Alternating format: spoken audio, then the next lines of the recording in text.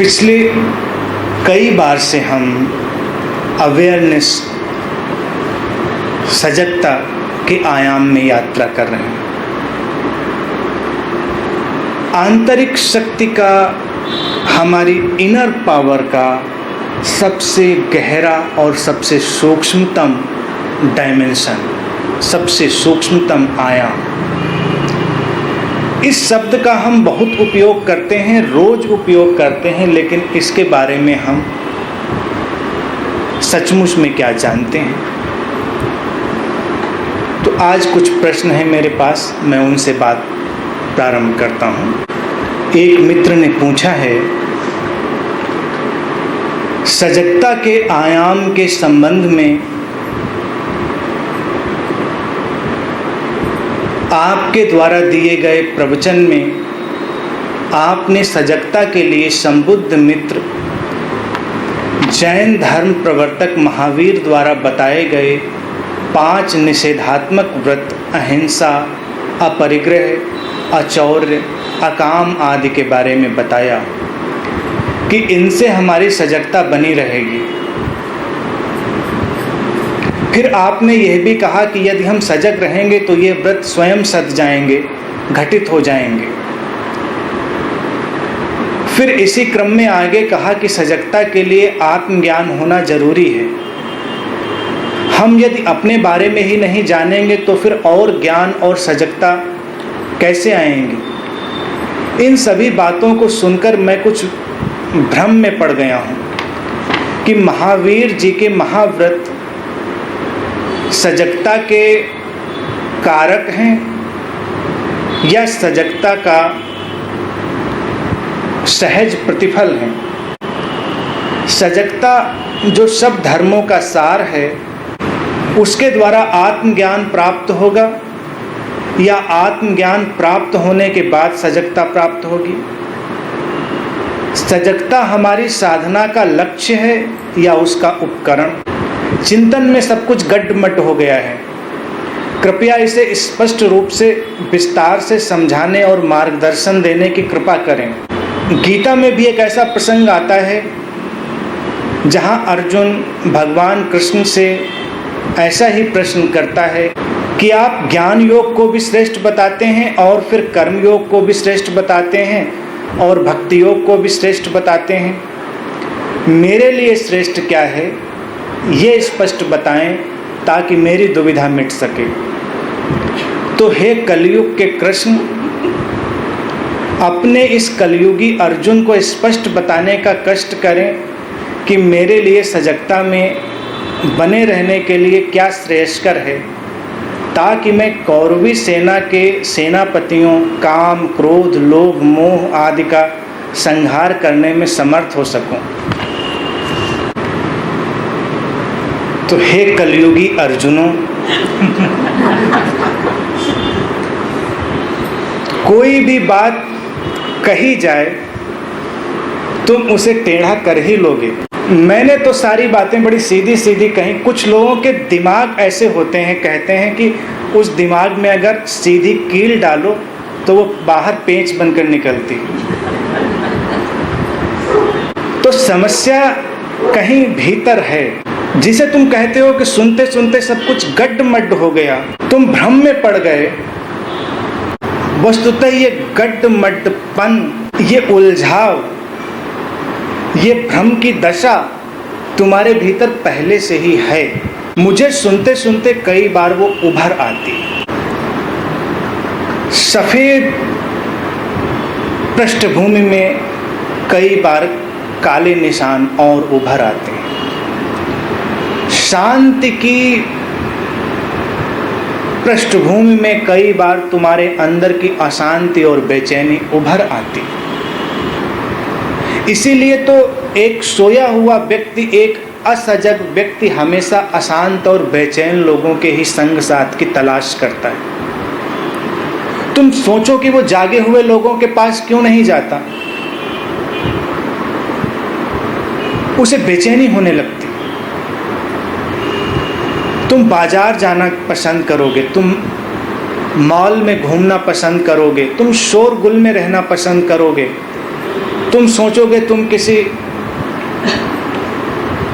Dance floor पर चले जाओ और हाई डेसिबल म्यूजिक में तुम उछलो कूदो। मैं ये नहीं कह रहा कि डांस बुरा है। नृत्य का अपना एक सौंदर्य है, जब तुम्हारे भीतर से निकलता है, तुम्हारे आनंद से, तुम्हारी प्रसन्नता से प्रकट होता है। लेकिन अपने भीतर की बेचैनी को छुपाने के लिए जब तुम उसका उपयोग करते हो तब सारी चीजें बेकार हो जाती। तुम्हें लगता है कि शांति के कारण बेचैनी है? क्या ऐसा कभी लगता है कि जो आसपास की शांति है उसके कारण तुम्हारे अंदर बेचैनी है? इतना भी अगर तुम्हें लग जाए, तुम्हें महसूस हो जाए, तो तुमने सजगता की ओर कदम बढ़ा लिए। अर्जुन की बात उठाई तो अर्जुन ऐसा ही एक प्रतीक है भ्रमित अवस्था का, और वो सभी व्यक्तियों की स्थिति है। इसीलिए तो इतनी बातों की जरूरत पड़ती है कि एक बात, दूसरी बात, तीसरी बात। इसीलिए गीता के इतने अध्याय आवश्यक पड़ते हैं, अन्यथा पहले ही कुछ श्लोकों में बात समाप्त हो जाती, या कम से कम पहले अध्याय के बाद ही बात समाप्त हो जाती। लेकिन जीवन अंतहीन सिलसिला है। मैंने महावीर का जिक्र किया और उनके 5 महाव्रतों का जिक्र किया था। अहिंसा, अपरिग्रह, अचौर्य, अकाम, अप्रमाद, non violence, non possessiveness, non stealing, desirelessness और अप्रमाद, अवेयरनेस।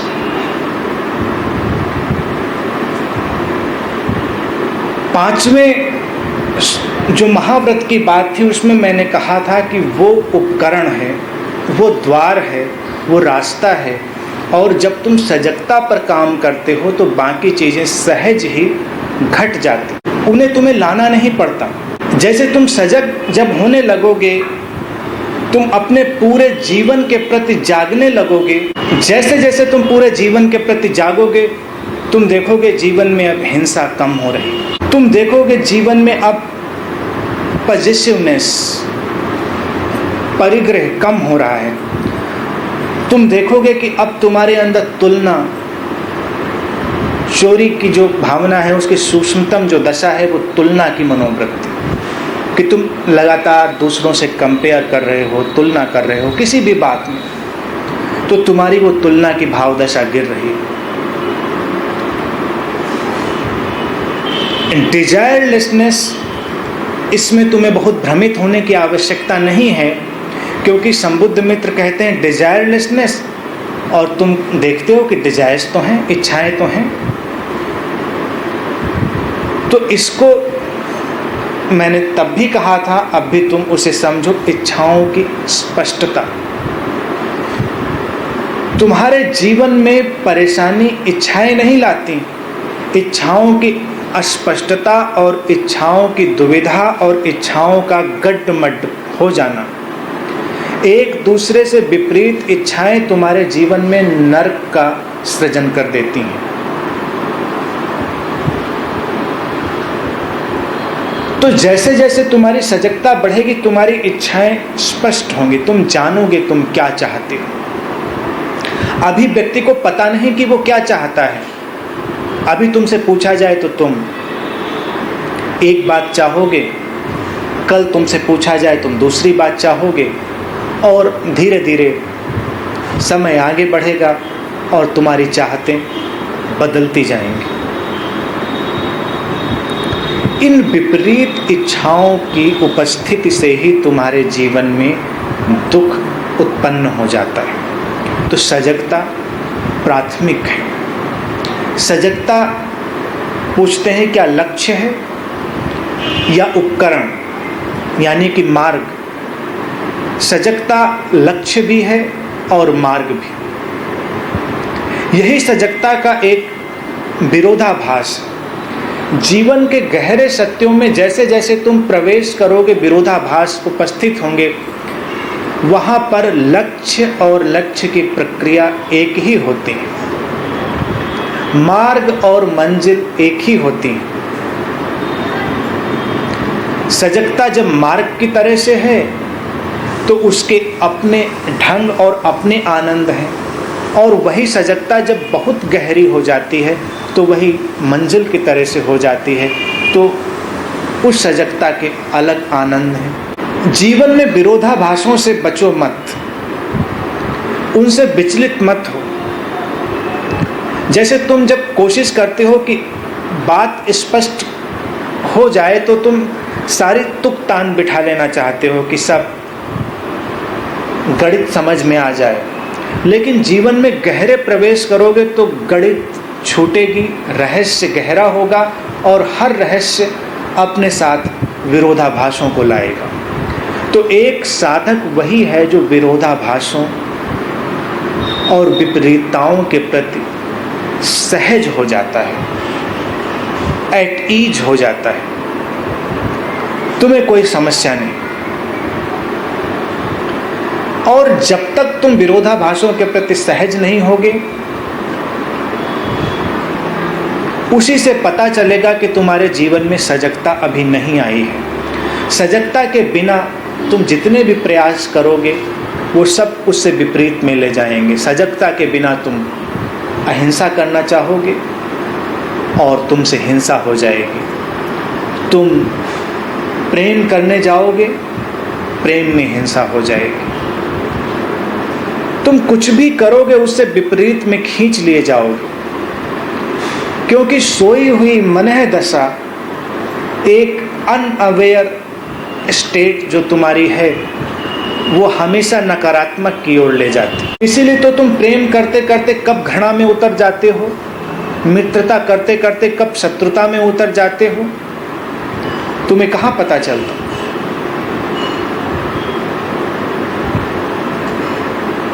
तुम आज एक बात की कसम लेते हो कि मैं अब ऐसा करूंगा, ऐसा नहीं करूंगा। हर नए साल पे लोगों को कई बार आदत होती है, न्यू ईयर रेजोल्यूशंस वो बहुत सारे अपने अंदर लाते हैं कि अब ये साल बीता, अगले साल से ऐसी ऐसी ज़िंदगी जीऊँगा, अब पुराना कुछ भी नहीं। और जैसे तारीखें आगे बढ़ती हैं तुम पाते हो कि तुम फिर से वही ज़िंदगी जी रहे हो। कैलेंडर बदलते रहते हैं, तारीखें बदलती रहती हैं और तुम्हारी ज़िंदगी वही की वही रहती है। कसमें और तुम्हारी प्रॉमिसेज, तुम्हारे तय किए हुए संकल्प काम कहाँ आते? वो काम नहीं आएंगे, क्योंकि जागा हुआ व्यक्ति ही तय कर सकता है उसे क्या करना है। सोए हुए व्यक्तियों की तो बातें ही बेमानी हैं, और तुम जब लोगों से मिलते हो तो सब कुछ तय कर लेना चाहते हो कि क्या ऐसा होगा, क्या ऐसा करोगे। और अपने संबंधों में तो अधिकांशतः संबंध तुम्हारे बने, तुम्हें किसी से प्रेम हो और फिर तुम आने वाले भविष्य की लंबी लंबी योजनाएं बनाते, और फिर उन्हीं योजनाओं के अधूरे रहने में तुम्हारा सारा संघर्ष होता है, तुम्हारे लड़ाई झगड़े होते हैं। क्योंकि जो तुम आज तय करते हो उसे कल नहीं कर पाते। कल का भरोसा नहीं, तुम्हारा अपना ही भरोसा नहीं। एक संबुद्ध मित्र के पास एक शिष्य एक बार पहुंचा।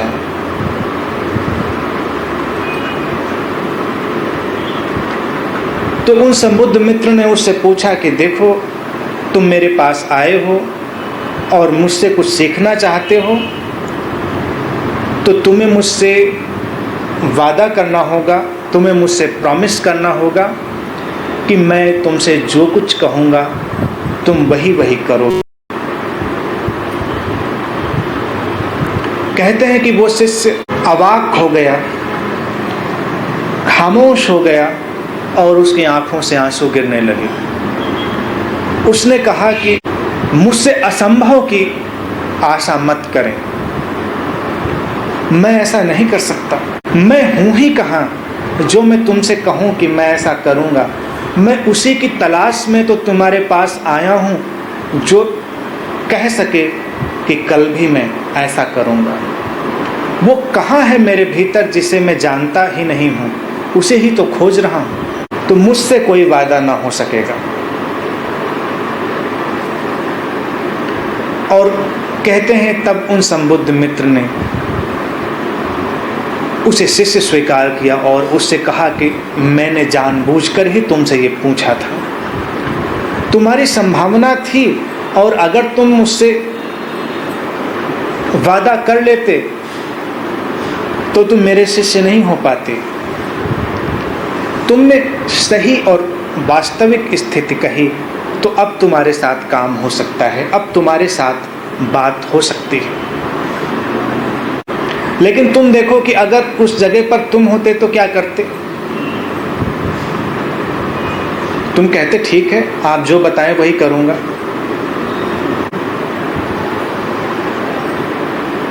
लेकिन एक सोए हुए व्यक्ति को ये बातें नहीं दिखाई देती कि तुम अपनी ही बात को प्रारंभ से ही इनकार कर रहे हो और ये इनकार करोगे ही।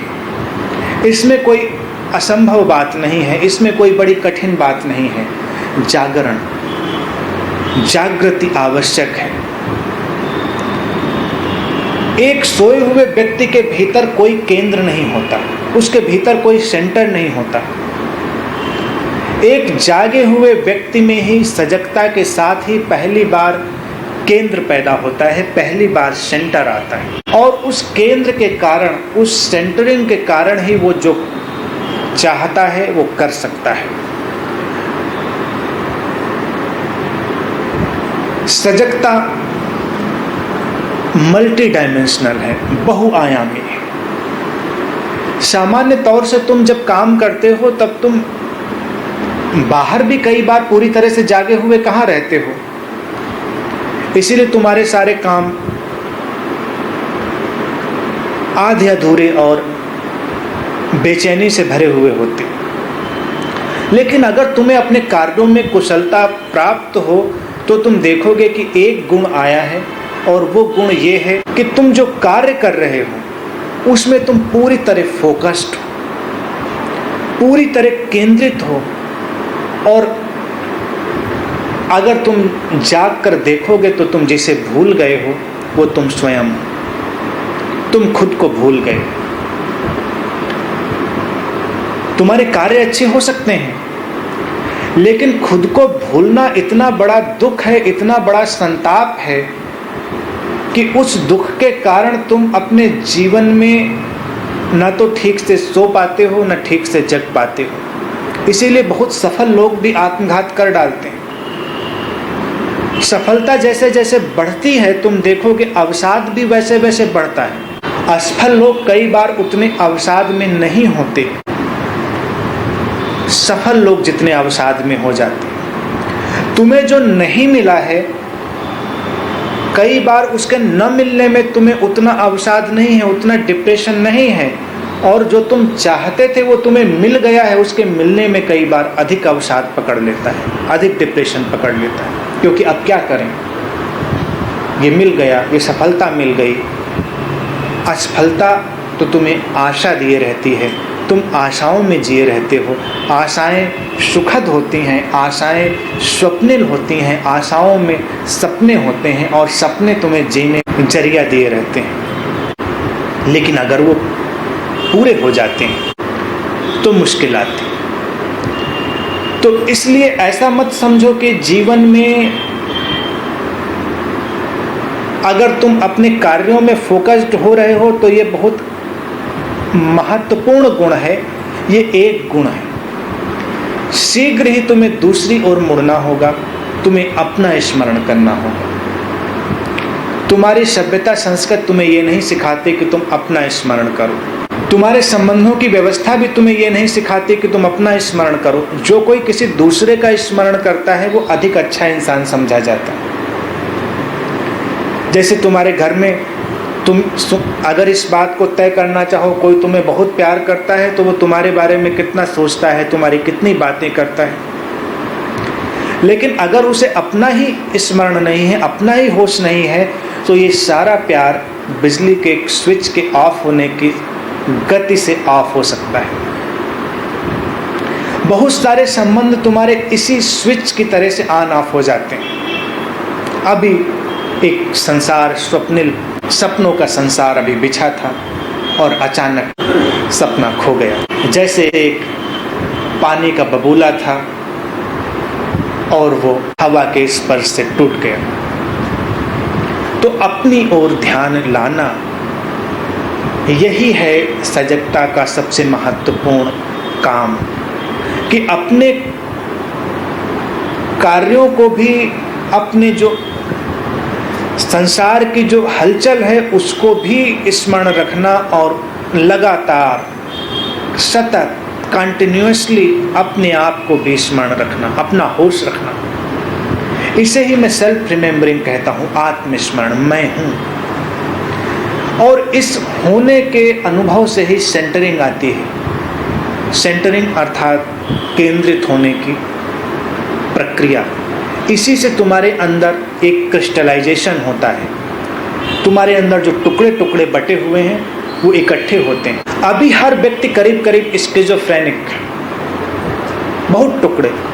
इसीलिए तो लोगों से व्यवहार करना संसार का सबसे कठिन काम है।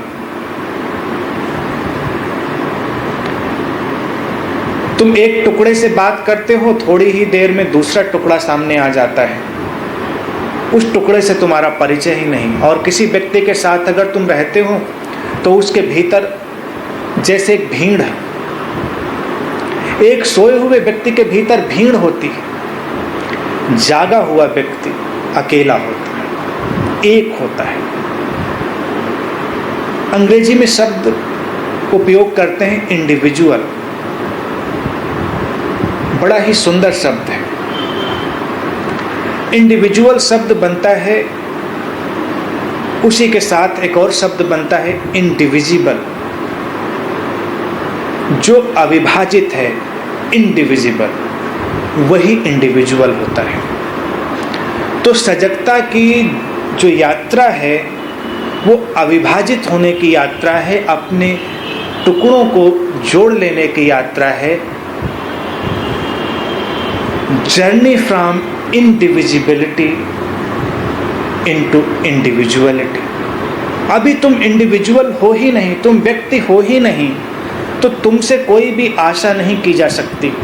तुमसे लाख कहा जाए समझो समझो, तो जो समझ रहा था व्यक्ति और जो व्यक्ति नहीं समझ रहा है भीतर, वो दोनों अलग अलग हैं। इसीलिए तो हैरानी होती है कई बार कि प्रवचन में बैठा हुआ एक टुकड़ा, घर जाता हुआ एक टुकड़ा, और घर में बैठा हुआ अलग टुकड़ा, अलग अलग इंसान, अलग अलग इंसान। तो ध्यान और सजगता तुम्हें अविभाजित बनाएगा। जब तुम अविभाजित होगे तभी पहली बार बात समझ में आएगी। अर्जुन की बात पूछी थी तो अर्जुन शब्द का ही अर्थ होता है सीधा, जो ऋजु नहीं है, जो टेढ़ा नहीं है, जो सीधा है। सीधा अर्थात जो एक हो गया है, जिसके भीतर आड़ा तिरछापन समाप्त हो गया है, जिसके भीतर की लकीर सीधी हो गई है, अरिजु हो गई है, तो ये व्यक्ति समझेगा, ये कुछ समझ पाएगा। अभी तो तुम्हारे भीतर इतनी इतनी रेखाएं हैं एक दूसरे को काटती हुई कि सब कुछ गड्ढमड्ढ हो जाता है। इसीलिए गड्ढमड्ढ हो गया। मैंने नहीं किया गड्ढमड्ढ, मेरी बातें सुनते सुनते गड्ढमड्ढ नहीं हुआ। तो कोशिश यही करें कि अपने भीतर के केंद्र को जाने, अपने होने को भी स्मरण करें। और जब तुम अपना स्मरण करोगे तभी तुम देखोगे चमत्कारिक रूप से पहली बार तुम दूसरों का भी स्मरण कर पा रहे हो। अन्यथा दूसरों को स्मरण करने की सारी प्रक्रियाएं केवल अपने आप से बचने का उपाय होती। तुम किसी से प्रेम करते हो, संसार में प्रेम की शायद जितनी इच्छा, चाहत और कमी है, स्कैर्सिटी है, उतनी और किसी चीज की नहीं। लेकिन तुम किसी दूसरे से प्रेम करते हो अपने आप से बचने के लिए, और दूसरा तुमसे प्रेम करता है अपने आप से बचने के लिए। दोनों अपने आप से बचकर भागे हुए लोग कितनी देर प्रेम कर पाएंगे। जैसे जैसे तुम्हें एक दूसरे की झलकें मिलेंगी, दरारें पड़ने लगेंगी। तो पहली कोशिश तो करें कि अपने अंदर लौटें। तुम देखोगे तुम्हारे अंदर लौटना तुम्हें, जिसे मैं केंद्र कह रहा हूं ना, केंद्र जैसे तुम्हारे अंदर बनेगा तुम्हें आकर्षण का एक केंद्र बना देगा। कृष्ण शब्द बहुत सुंदर है एक दूसरे अर्थ में। अब जैसे एक उलझे हुए व्यक्ति को जो समझा रहा है व्यक्ति, उसे कृष्ण नाम दिया, तो ये भी मैं सोचता हूं बड़ा प्यारा नाम दिया। कृष्ण शब्द का अर्थ होता है केंद्रित, आकृष्ट करने वाला, जो आकर्षित करता है, जो खींच लेता है। तो जब किसी व्यक्ति के भीतर ज्ञान होता है, समझ होती है, सजगता का पूरा विस्तार होता है, वो सब कुछ को आकर्षित करने वाला केंद्र बन जाता है। तुम भी जब सजग होते हो, तुम्हारे अंदर केंद्रित होने की भावदशा बनती है, तुम सब कुछ अपनी ओर खींचने लगते हो। लोग तुम्हारी ओर बरबस खींचे चले आते हैं, लोग अकारण तुमसे प्यार करने लगते हैं, तुम्हारी इच्छाएं बिना किसी प्रयास के पूरी होने लगती हैं, तुम्हारे भीतर गुजरते हुए विचार फलीभूत होने लगते हैं। जैसे तुम एक जादुई संसार में प्रवेश कर गए हो, ऐसा होता है तब जब सजगता दोनों तरफ हो जाती है, बाहर भी और भीतर भी। जैसे एक ऐसा तीर जिसका सिरा लक्ष्य की ओर तो है ही और तीर चलाने वाले की तरफ भी है, और ये तीर जब छूटता है तो लक्ष्य को और तीर चलाने वाले को एक साथ बेध देता है, एक साथ उनके आर पार हो जाता है। सजगता एक ऐसा ही तीर है जिसके दो फलक हैं, डबल एरो, जिसकी दो नोकें हैं, एक नोक अपनी ओर मुड़ती है और दूसरी नोक बाहर की ओर मुड़ती है। तो इतनी छोटी सी बात है कि तुम कुछ भी करते हुए दोनों बातें स्मरण रखो। प्रारंभ में तुम्हें दिक्कत होगी, प्रारंभ में तुम्हें समस्या हो सकती है, लेकिन तुम कोशिश करोगे, अपने ध्यान में बने रहोगे तो ये सब बड़ा सरल हो जाएगा।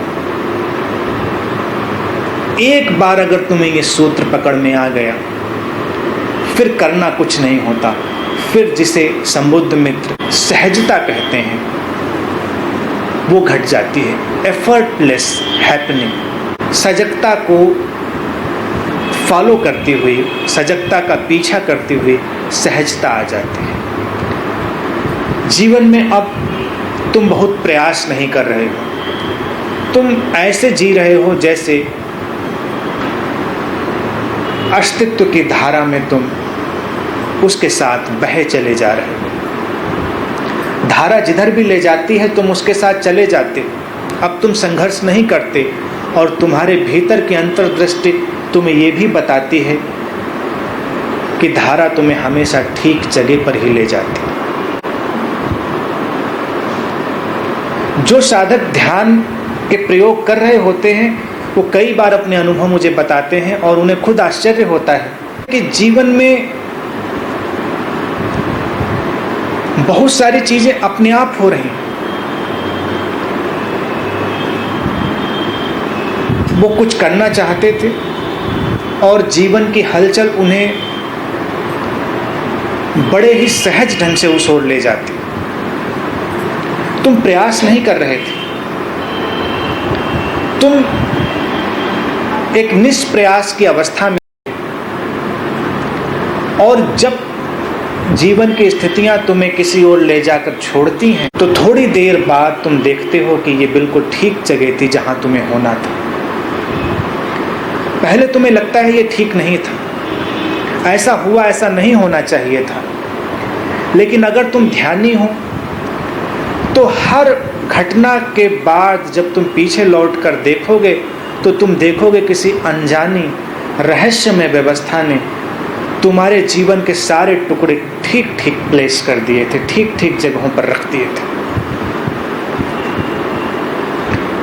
तो तुम ये आस्था रख सकते हो, और ऐसा हो इसके लिए सजगता के ऊपर काम, अपने आप का स्मरण, फिर अस्तित्व तुम्हारा नियंत्रण संभाल लेता है, क्योंकि तुम अविभाजित हो जाते हो। तो अगर भीतर बेचैनी आती है, भीतर भ्रम आते हैं, तो उसके लिए भी तुम अस्तित्व के प्रति अनुग्रहित रहो, क्योंकि तुम्हारे भ्रमों से ही कोई दिशा निकलेगी। अब मित्र ने इतना अच्छा सा बड़ा सा प्रश्न पूछा, तो मुझसे कई लोग ये भी कह चुके हैं कि कुछ लोग हैं आपके यहाँ जो बहुत प्रश्न करते हैं। तो मैं उनसे कहता हूँ कि वो प्रश्न करते तो हैं, उनके अंदर प्रश्न उठता तो है, और जिसके अंदर प्रश्न उठता है उसको समाधान भी मिल जाता है। जो भटका ही नहीं वो पहुंचेगा भी कहाँ। कुछ लोग बहुत सयाने होते हैं, वो ऐसे बैठे रहते हैं कि मैं कोई बुद्धू नहीं हूं, मैं भटकता ही नहीं, लेकिन उनसे पूछो तुम पहुंचते भी कहाँ, तुम पहुंचते भी तो कहीं नहीं। जो भटकता है वो पहुंच जाता है, जो भ्रमित होता है उसके भ्रम भी एक दिन दूर हो जाते हैं, क्योंकि भ्रम में कुछ घटा है।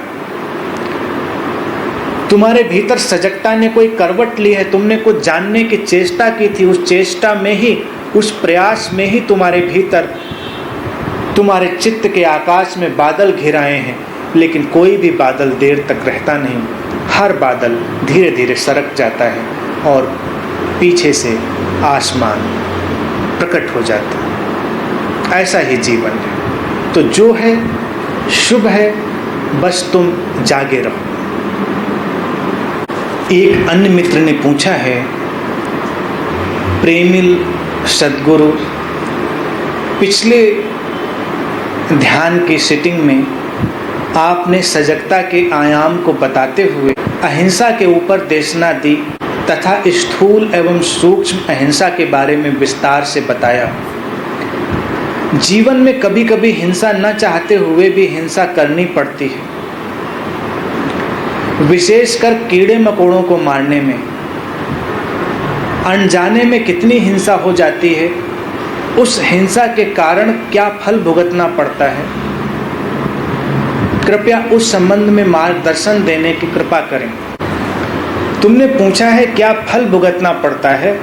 अगर तुम्हें ये बिल्कुल साफ साफ बता दिया जाए कि इससे कोई दंड नहीं मिलने वाला, इसका कोई फल नहीं भुगतने वाला, तुम्हें इसका कोई भी परिणाम नकारात्मक रूप से नहीं मिलेगा, तो क्या तुम हिंसा जारी रखोगे?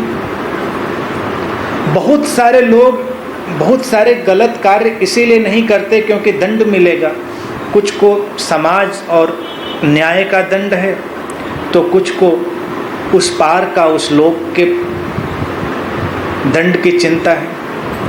अगर तुम्हें बिल्कुल पक्का यकीन हो जाए कि नहीं, कोई दंड नहीं मिलेगा, कोई कानून तुम्हें सजा नहीं देगा, कोई परमात्मा तुम्हारे लिए बही खाते लेकर नहीं बैठा है कि ऊपर हिसाब किताब करेगा, तब तुम क्या करोगे? हिंसा और अहिंसा, इसका फल से, दंड से कोई भी सरोकार नहीं। अब कीड़े मकोड़ों की चिंता बहुत लोगों को हो जाती है, लेकिन जिनको कीड़े मकोड़ों की चिंता बहुत होती है, वो इंसानों के सिर पर पैर रखकर गुजरने में भी कोई गुरेज नहीं करते। कुछ लोग बहुत टेक्निकली बहुत सारी अहिंसा साध लेते हैं, लेकिन बहुत सूक्ष्म रूप से वो जितनी हिंसा कर देते हैं वो शायद सीधे आमने सामने हिंसा करके भी संभव न होती। हिंसा धीरे धीरे सूक्ष्म रूप ले लेती है। और तुम बहुत चिंता मत करो कीड़े मकोड़ों की, वो अपनी चिंता खुद करेंगे और वो कर भी रहे हैं। वो तुम्हारे ऊपर कोई भरोसा नहीं करते। क्या तुम्हें लगता है कीड़े मकोड़े इसलिए बैठे हुए हैं कि तुम आओ और उनको मारो? वो भी अपने बचाव की कोशिश करते हैं, तुम्हें आते ही देखते हैं तो रास्ता बदल लेते हैं। लेकिन तुम इन छोटी छोटी बातों में उलझो मत, अपने मन से सावधान रहो। हिंसा के जो सूक्ष्म रूप हैं उन पर ध्यान दो।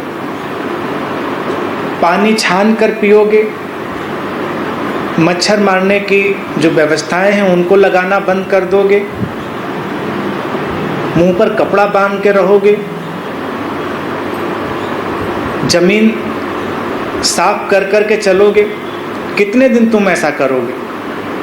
हो सकता है तुम पूरे जीवन भर भी ऐसा कर लो, लेकिन इससे कोई अहिंसा सधने वाली नहीं है। हिंसा कहीं सूक्ष्म है प्राणों में। जब तक दूसरा है, जब तक दूसरे की भावदशा तुम्हारे भीतर है, हिंसा बनी रहेगी।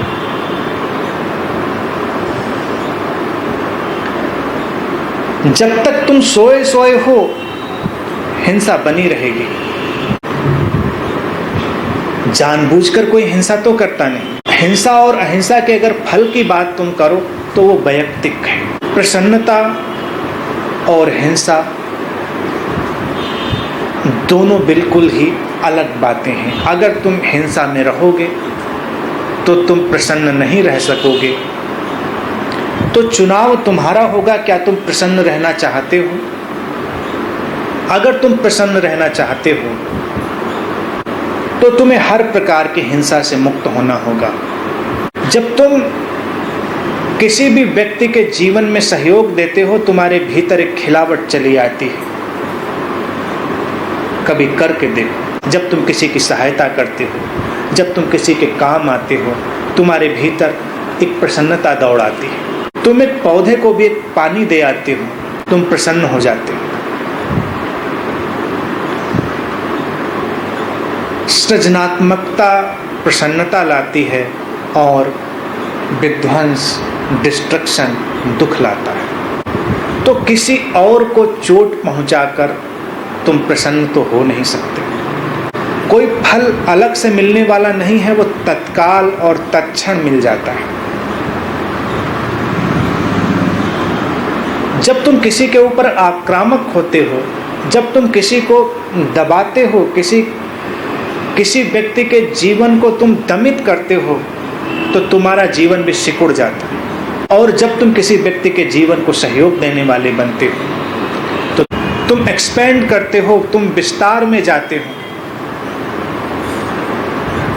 तो इतना ही है कि अगर तुम विस्तार में जाना चाहते हो, तुम सिकुड़े सिमटे हुए नहीं होना चाहते हो, और इन सारी बातों पर तुम जागोगे तो तुम देखोगे तुमसे सहज ही हिंसा हो नहीं पा रही। तुम इसलिए अहिंसक नहीं बन गए हो कि कोई कानून का डर है, कि तुम्हें उस लोक का डर है। उस लोक का अगर डर ना हो तो बहुत सारे लोग धर्म की ओर ध्यान देना ही बंद कर दें।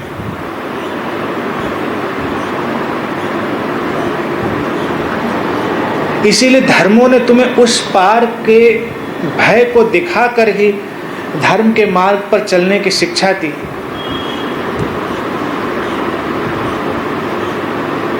धर्म भय से नहीं चलता, सजगता से। बीमारियां तुम्हारी अनेकों अनेकों बीमारियां हैं, लेकिन हर बीमारी की बस केवल एक ही दवा है, और वो है परिपूर्ण रूप से जाग जाना, परिपूर्ण जागृति। जैसे सोए हुए लोग उनके बहुत सारे सपने हो सकते हैं, उनके सपनों के बहुत सारे दुख हो सकते हैं, सपनों के अलग अलग परिस्थितियां और सपनों के अलग अलग कष्ट हो सकते हैं, लेकिन हर सपने से जो कष्ट तुम्हें मिल रहा है उसके बारे में तुमसे एक ही बात कही जा सकती है कि अपनी नींद से बाहर आओ। और कोई कहीं भी हो, किसी भी परिस्थिति में हो, अपनी नींद से बाहर आता है, उसके सपने टूटते हैं, सपनों का दुख जाता है और उसे समाधान मिल जाता है।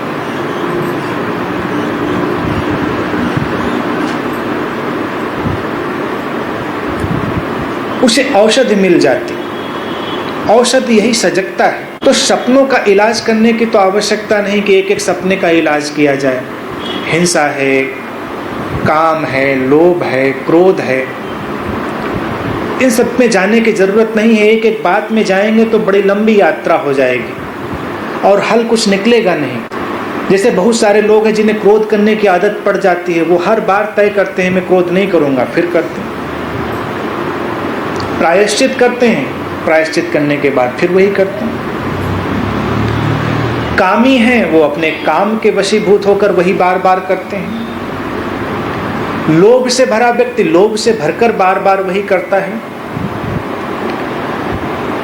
तो जब तक तुम सोए सोए हो तब तक सारी बातें व्यर्थ हैं। कई बार तुम सारे शास्त्र सुनते हो, पढ़ते हो और अंतर कुछ नहीं पड़ता। पढ़ना सुनना एक जगह, तुम्हें इससे अलग घटनाएं भी समाज में मिल जाएंगी कि बहुत सारे ऐसे लोग हैं जो वो उन बातों पर प्रवचन भी दे रहे हैं और तत्क्षण उससे विपरीत कर गुजरे।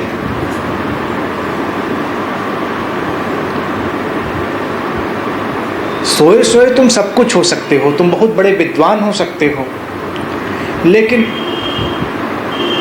क्षण भर में तुम्हारी विद्वता जाती रहती, क्षण भर में सारा ज्ञान खो जाता है। लेकिन एक जागा हुआ व्यक्ति, उसके भीतर जो ज्ञान है वो बना रहता है। वो ज्ञान है जीवन को प्रत्युत्तर देने की क्षमता की तरह से, जीवन को रिस्पॉन्स करने से। वो है रिस्पॉन्सिवनेस। जैसे अभी अगर तुम देखो, आम तौर से तो लोग रिस्पॉन्सिव नहीं हैं, वो अपने ही किसी सपनों के जगत में खोए हैं। इसीलिए तो बात करते करते तुम्हें बड़ी परेशानी होती। तुम लोगों से बात कर रहे हो तो तुम्हारे बात का, जीवन का जो अभी का ढंग है, उस पर रिस्पॉन्स करने के बजाय व्यक्ति कुछ और ही रिस्पॉन्स कर रहा होता। जैसे कोई प्री रिकॉर्डेड चीज उसके भीतर से निकल रही है। कई बार इसीलिए तुम जीवन भर लोगों से बातें करते रहते हो और जीवन भर लोगों का यही संघर्ष है कि कोई समझता नहीं। कैसे समझेगा कोई? सपनों में कोई समझ है? समझ तो जागृति में है। तुम बात करोगे और देखोगे रिस्पॉन्स नहीं है, लेकिन जब ध्यान में जाओगे, सजग होगे, तो तुम देखोगे रिस्पॉन्सिवनेस है, प्रत्युत्तर आता है। जीवन की परिस्थितियां नई हैं और तुम्हारे भीतर कोई सीखा हुआ उत्तर नहीं है, लेकिन फिर भी तुम्हारे अंदर से रिस्पॉन्स आता है, एक उत्तर आ जाता है, एक समाधान आ जाता है। सजगता तुम्हें रिस्पॉन्सिवनेस देती है।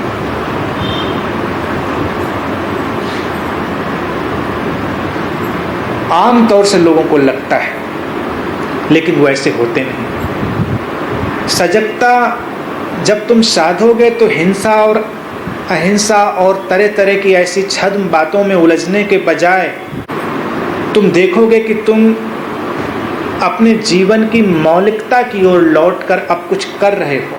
तुम पहली बार कुछ क्रिया कर रहे हो, नहीं तो ज़्यादातर तुम प्रतिक्रिया करते हो।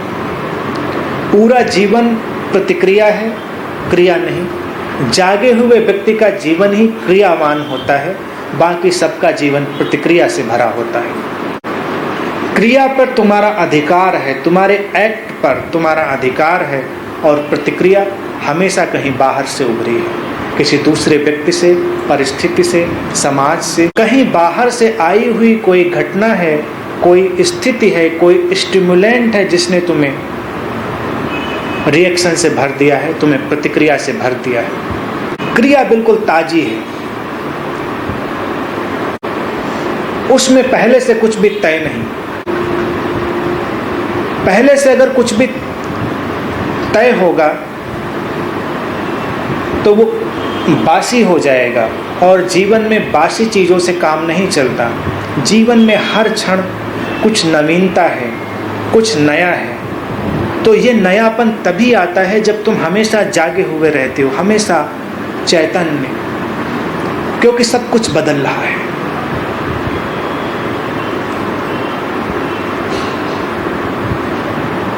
हर चीज परिवर्तन में है, और ये परिवर्तन तुम्हें ताजगी देता है, तुम्हें जीवंतता देता है। अगर परिवर्तन ना होता तो जीवन खंडहर की तरह से हो जाता। परिवर्तन की धारा है, इसीलिए जीवन सुंदर है। ये परिवर्तन दिखाई पड़ता है, अनुभव में आता है, तुम उसे जीने लगते हो, तुम उसके प्रति सहज हो जाते हो, तब तुम देखोगे तुम्हारे भीतर से संघर्ष जा चुके हैं, तुम्हारे जीवन से बने बनाए फार्मूले जा चुके हैं, और जीवन के भीतर से कोई गहरी अंतर्दृष्टि आ गई है जो पूरे जीवन को संचालित कर रही है। उस अंतर्दृष्टि में शांति है,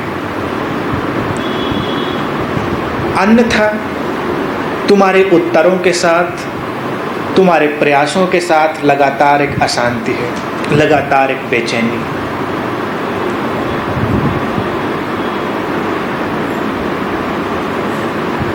तो नाहक ही इन छोटी मोटी बातों में अपने आप को उलझाएं नहीं, जीवन को थोड़ा व्यापक दृष्टि से देखें, अपने दृष्टि के फलक को विस्तार दें, अपनी दृष्टि को एक्सपेंड करें और देखें कोई भी घटना हो वो तुम्हारे ऊपर क्या अंतर डाल ले। केवल मेरे कहने से अहिंसा मत करें, केवल किसी संबुद्ध मित्र के कहने से चोरी करने से न रुक जाएं, किसी संत के कहने से ऐसा न करें कि अहंकार छोड़ दें। पहले उनकी चोट, उनका दंश, उनकी पीड़ा खुद अनुभव करें, और एक बार जब तुम्हें अपने जीवन की बहुत सारी स्थितियों की पीड़ा अनुभव में आ जाती है, तुम उनसे मुक्त हो जाते हो।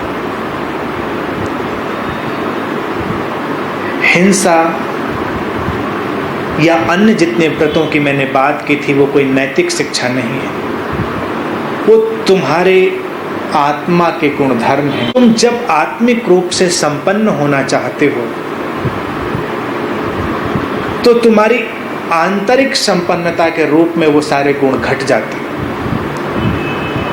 तुम पूरी तरह सृजनात्मक हो जाते हो, कंप्लीटली एंड टोटली। और ये टोटली या परिपूर्णता शब्द जो मैं उपयोग कर रहा हूँ, इसे भी स्मरण में रखें कि जब तुम जागते हो तो तुम्हारा एक एक क्षण परिपूर्ण होता है, पूरा होता है। तुम जागे हुए नहीं होते हो तो तुम्हारे अंदर एक अजीब सी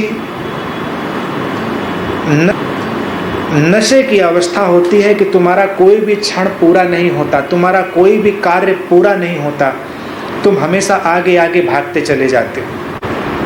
सजगता से भरे हुए व्यक्ति के जीवन में इतनी परिपूर्णता होती है, उसका हर कृत्य इतना परिपूर्ण होता है कि बेचैनी को जगह ही नहीं मिलती। छोटे छोटे कार्य, तुम बैठे हो, मुझे सुन रहे हो, तो टोटली एंड कंप्लीटली, ना अतीत न भविष्य, तुम पूरी तरह यही हो, और यही होना तुम्हें जीवंत कर देता है। तुम यहाँ से उठोगे, बाहर निकलोगे, चलोगे तो अपने चलने में परिपूर्ण, घर में बैठोगे वहाँ पूरी तरह से परिपूर्ण, तुम भोजन करोगे तो पूरी तरह से। ये नहीं कि तुम भोजन कर रहे हो तो तुम 50,000 जगहों पर इधर उधर भटके हुए, जहां हो वहीं हो जाओ कंप्लीटली। यही सजगता का सारभूत रूप है कि जहाँ हो वहीं पूरी तरह से हो जाओ, टोटली। तो फिर हिंसा संभव नहीं है, क्योंकि तब तुम्हें जीवन का बोध होता है। जो व्यक्ति क्षण में जितना परिपूर्ण होता है उतना ही जीवंत होता है, उतना ही अलाइव होता है। अब हर व्यक्ति तुम्हें सांस लेता दिखता है, चलता फिरता दिखता है, तो तुम अगर जागोगे तो तुम्हें दिखाई देगा हर व्यक्ति बराबर रूप से जीवंत नहीं होता, वो इक्वली अलाइव नहीं होता। जीवित तो हर व्यक्ति है। अब जीवंत शब्द मैं अलग ढंग से उपयोग करता हूं। जीवंतता है तुम्हारे भीतर की चेतना के अनुपात में, तुम्हारे चेतना के अनुभव के अनुपात में, उसके प्रपोर्शन में। तुम देखोगे जब तुम जाग कर अपने क्षण में ठहरने लगे हो तो तुम्हारी जीवंतता, तुम्हारी अलाइवनेस बढ़ गई है। तुम पहले जितने जीवित थे उससे अधिक अब जीवंत अनुभव कर रहे हो। तुम्हारे भीतर जीवन का एक प्रवाह, जीवन की एक धड़कन अनुभव में आ रही है। इसीलिए हर व्यक्ति अलग अलग तल पर जीवंत है, अलग अलग तल पर अलाइव है। और सजग व्यक्ति परिपूर्ण जीवंतता के संपर्क में आ जाता है, परिपूर्ण जीवन के संपर्क में आ जाता है। और जो जीवन के संपर्क में आ गया है उससे हिंसा तो हो ही नहीं सकती। हिंसा उसी से होती है जो जीवन के संपर्क में अभी नहीं है, जो पूरी तरह से अलाइव नहीं है। अभी तो तुम्हें अपने ही प्राण नहीं अनुभव में आते, दूसरों के कहां से आएंगे। पहले तो तुम्हें अपने जीवन को, अपने प्राणों को अनुभव करना है। सजगता तुम्हारे लिए काम करेगी और ये काम होगा एक एक क्षण में पूरी तरह ठहर जाने से। कोई चारा भी नहीं है, कोई उपाय भी नहीं है, तुम बेवजह भागते हो। समझ रहे बात? मैं इस बात को निरंतर कहता हूँ और तुम एक बार बस उसको समझो और अपने अंदर उतर जाने दो, फिर देखो कैसा चमत्कार होता है। उस क्षण में होने के सिवा तुम्हारे पास उपाय ही क्या है? तुम क्षण में ही तो हो सकते हो, लेकिन तुम्हारा मन भाग रहा है, तुम्हारे विचार दौड़ रहे हैं। अब तुम अपने विचारों से संघर्ष न करो, उनको जाने दो, दौड़ने दो। तुम साक्षी हो जाओ, सजग हो जाओ, अपने जीवन को अनुभव करने लगो, क्षण में ठहरने का प्रयास करो और तब जीवन का गुणधर्म बदल जाता है। फिर तुम्हारे लिए कोई भय नहीं रह जाता। ये बिल्कुल सीधी, साधारण, सरल सी बात है और इसे ही समझना है। इसे समझने में ही धर्म का सार है, इसे समझने में ही ध्यान का सार है। Living totally in the moment, केवल यही धर्म है। एक मित्र ने लिखा है, परम श्रद्धेय प्रणाम। एक इंटीमेट सेटिंग में आपने हर स्थिति में प्रसन्न रहने की डिवाइस पर काम करने को बताया। फिर आपने 2 ध्यान प्रयोग भी बताए जिसमें संसार को रंगमंच मानकर अपने रोल को श्रेष्ठता से करने की बात बताई और संवेदनशीलता भी बढ़ेगी इसके साथ, ये बताया। हर हाल में प्रसन्न रहने और संवेदनशील होने के विरोधाभास को स्पष्ट करने की कृपा करें। अब आज ऐसा लगता है कि मुझे सारे प्रश्न अर्जुनों ने ही लिख कर दिए। प्रसन्न रहना और संवेदनशील रहना, तुम पूछते हो इसमें विरोधाभास। क्या तुम प्रसन्न बिना संवेदनशील हुए हो सकते हो? विरोधाभास कहाँ है? तुम किस प्रसन्नता की बात कर रहे हो जिसमें संवेदनशीलता नहीं होती? एक ही बात है, या तुम प्रसन्न हो तो संवेदनशील हो जाओगे, तुम संवेदनशील हो जाओ तो प्रसन्न हो जाओगे। लेकिन मैं तुम्हारे मन के भीतर चलती हुई बात को समझ पा रहा हूं। तुम्हें लगता है कि अगर तुम संवेदनशील हुए तो तुम्हें ज्यादा कष्ट होगा,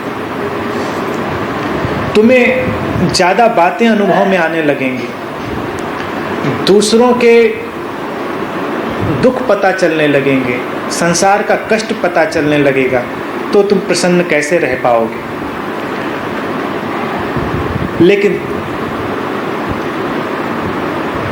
जब तुम्हें नहीं पता चल रहा है तुम प्रसन्न कहाँ हो, संवेदनशीलता नहीं है तब भी प्रसन्नता कहाँ है।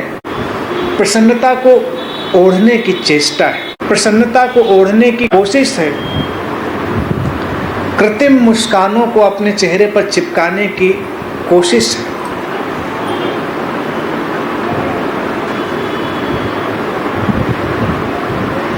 तुम ध्यानी होगे, तुम सजगता में जाओगे तो संवेदनशील स्वाभाविक रूप से हो जाओगे। तुम्हें बहुत कुछ स्पर्श करने लगेगा,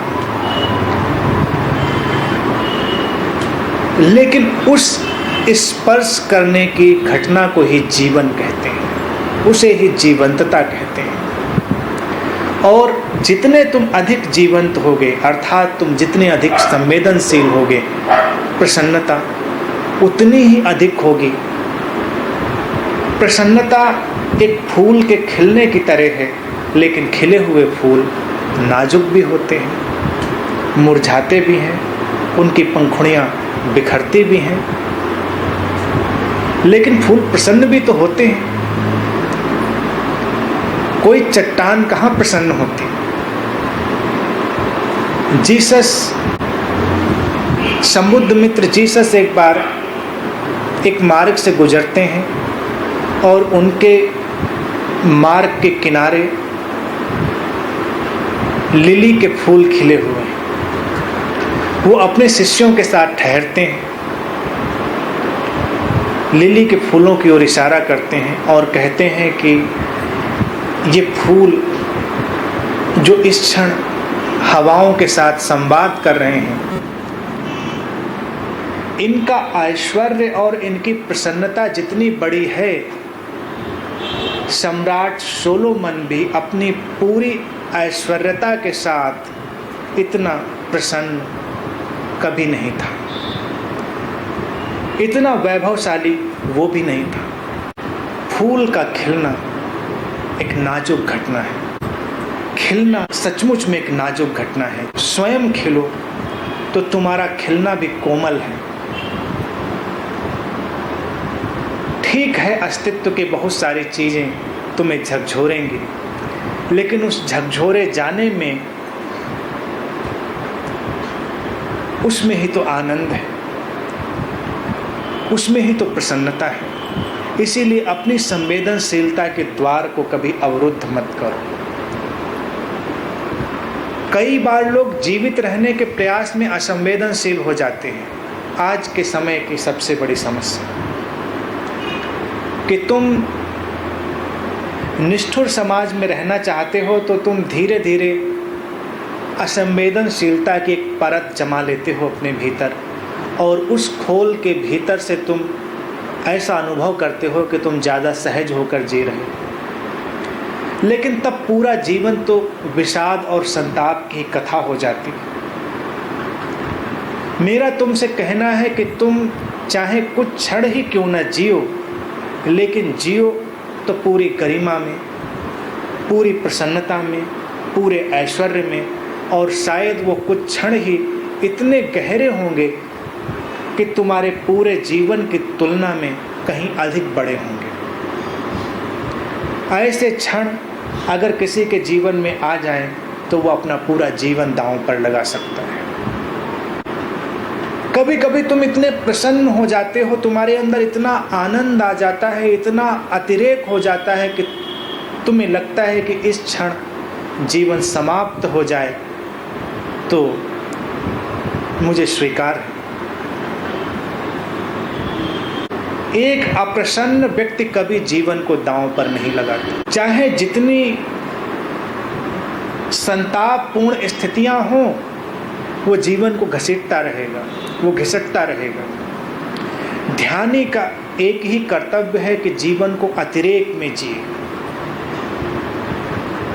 अतिरेक में तुम तभी जी पाओगे जब तुम परिपूर्ण संवेदनशीलता में होगे, परिपूर्ण संवेदनशीलता तुम्हें पूरे अस्तित्व के संपर्क में लाएगी।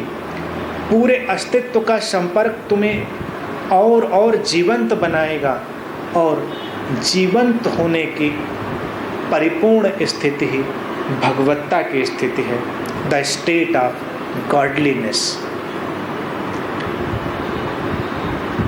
उस अनुभव के साथ तुम जी सकते हो, और वही अनुभव चुनने जैसा है। इसीलिए कोई विरोधाभास नहीं है, वो एक ही बात है और तुम्हें उसी को जीना है।